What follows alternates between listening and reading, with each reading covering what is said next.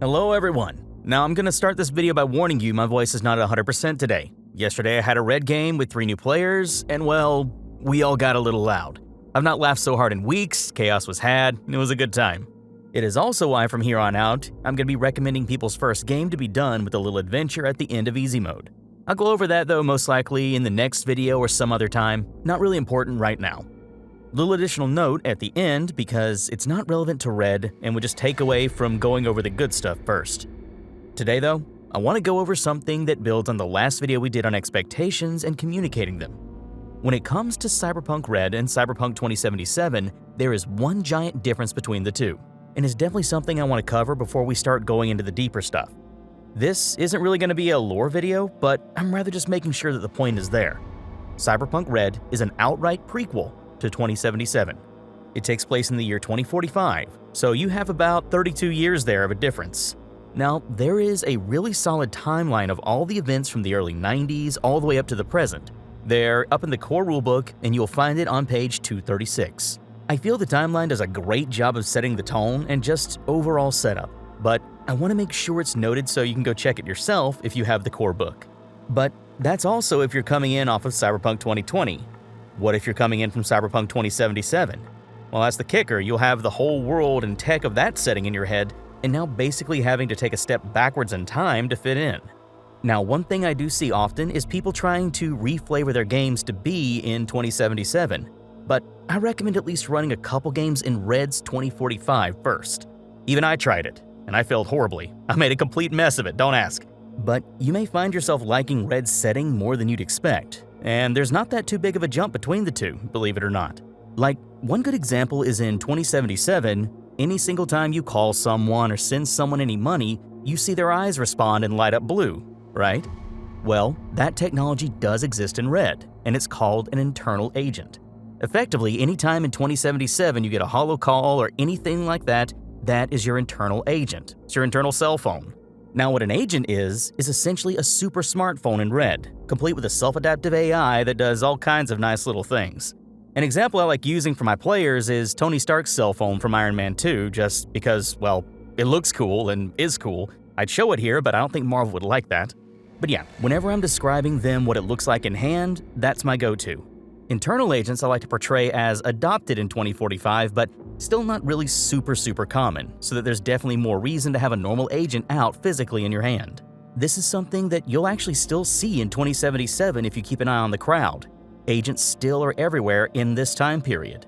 You, just as a player, interact more with people who could afford the upgrade, basically. The reason I'm using this as an example for when you come into Red is you do have to acknowledge that it's from a slightly earlier time if you're coming in from the influence of 2077. You'll be coming in with more high-tech stuff in mind, yes, but just like in the old Razr flip phones and the ones we got today, the future will always echo the past. Tracking down what you like from 2077 and then using it in Red is indeed very doable, if you work with your GM to find a way to do it. But also keep in mind that you've got a more analog and legacy tech setting in Red. This means that, for example, as a netrunner, you've got your handheld cyber deck. You're not shutting people down by staring at them.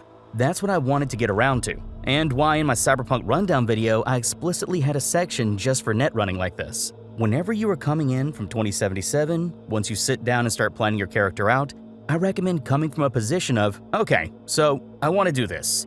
How can I do it in this time period? Now, I'll use one more example and also kind of show you how you can make things from 2077 work in Red. And to use it, I'll actually bring something that's pretty prominent right now, which is from Edgerunners, and it's Martinez Sandevistan. Now, in 2077 to Red, there is actually not that much difference at all when it comes to this tech. Hence why I say that the need to flavor to 2077 really isn't needed most of the time. And besides, we got a source book for 2077 in the pipeline, according to the publisher. Now, in 2077, the Sandevistan visually slows down time for the user. What it really is not something that slows down time though, but rather forces you into a state of hyper-reaction.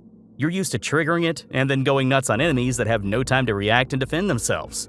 So, how does the Sandevistan translate over into Red, a tabletop game? Well, in Red it does the exact same thing. It just does it in a way that it makes it make sense in mechanics.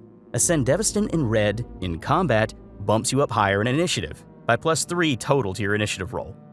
Now, to lay out why this is still just as strong as it is in the video game and anime is that a single round of combat in Red constitutes 3 seconds of real time, in comparison to D&D's 6 seconds.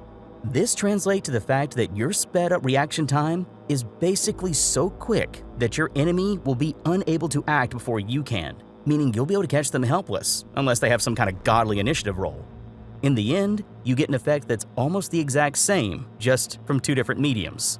So when you look at the Sandevistan in the anime and go, oh crap, he's moving so quick, time's just at nothing. Over here in Red, that translates to initiative and moving faster before your enemies can get at you. There is also the Karen Zakov, but I've went on about this long enough, and that's a whole nother topic. My point is, you have the visual reference of what you want from 2077, and you have a way in Red to pull that exact same thing off in terms of how the tabletop game works, which means you'll be reacting before the enemies can act.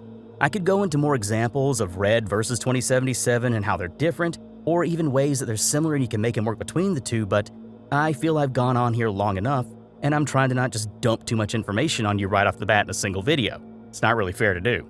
But I am going to wrap this up with a little final note. As I do this video today, it's basically been a month now since I began to commit to this channel, and I just hit 15,000 subscribers. It still really catches me off guard, but today, YouTube has put me up as gaming creator on the rise. I really didn't expect all of this. I got the email yesterday, and I was just sitting staring in shock for a while. I still feel I don't deserve it. I feel there's better creators out there than me, but I just did want to say that I'm very thankful for the support, the attention, and I'm hoping what I'm doing is helping people, either from showing you where there's legendary stuff in 2077 or just these. And I'll be honest with you, I value these videos where I can sit and talk with you a lot more. I also think my friends are completely sick of me being in shock from all this because this whole time, this past month, I've been trying to figure out what am I doing right. It's still lost to me for the record. So I just know that I'm lucky, and that's pretty much it. I do deeply appreciate all the support I've gotten. I hope you all find a good table, and I'll see you all soon. Take care.